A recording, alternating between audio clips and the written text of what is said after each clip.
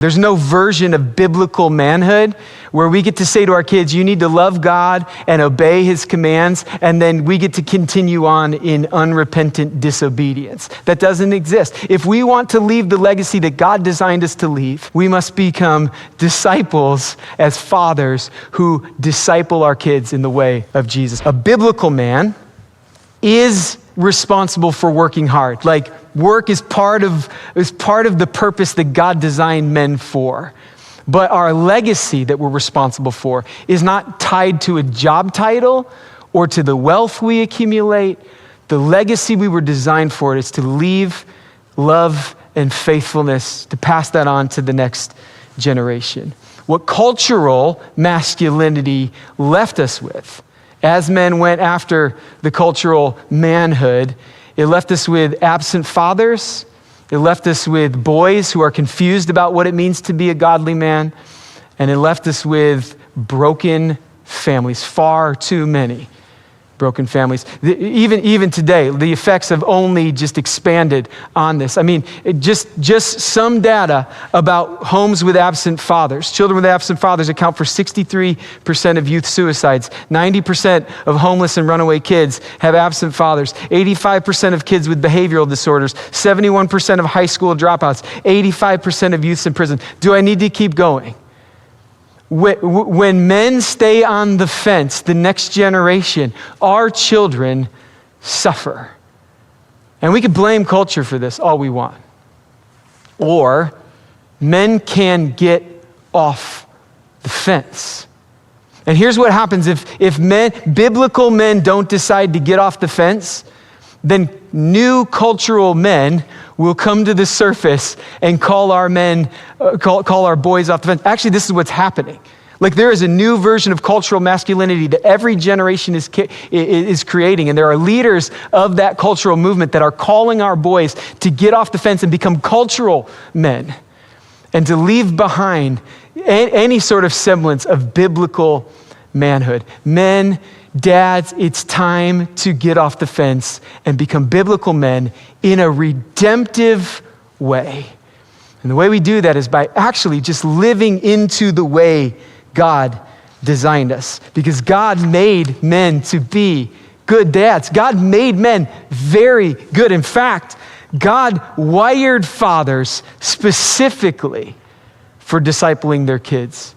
I said earlier, I've kind of been talking about how culture has shaped what masculinity means in America, but manhood is not just a cultural construct. Like, what it means to be a man is embedded into creation.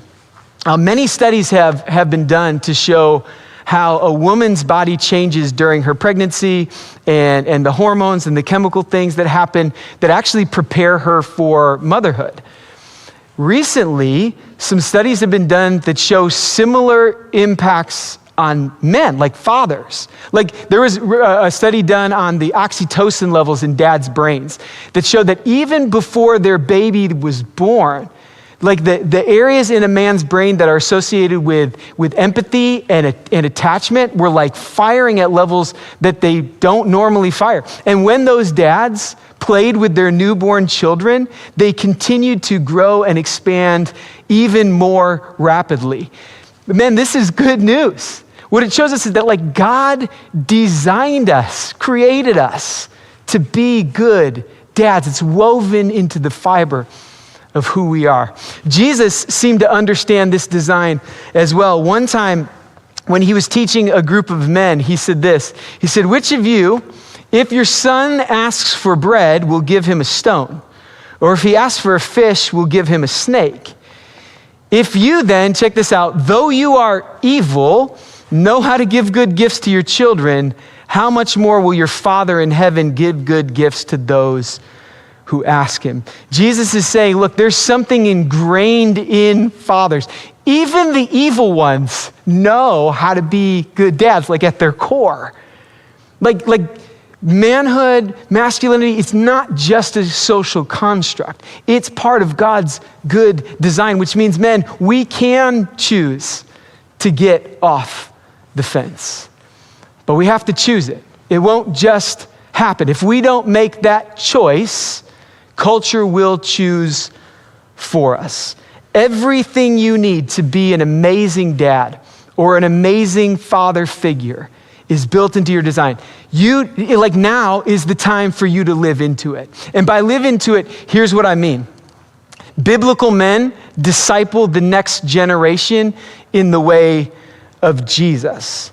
In Ephesians chapter 6, the Apostle Paul gives a brief but very powerful instruction specifically to fathers on how to do this. This is what he says.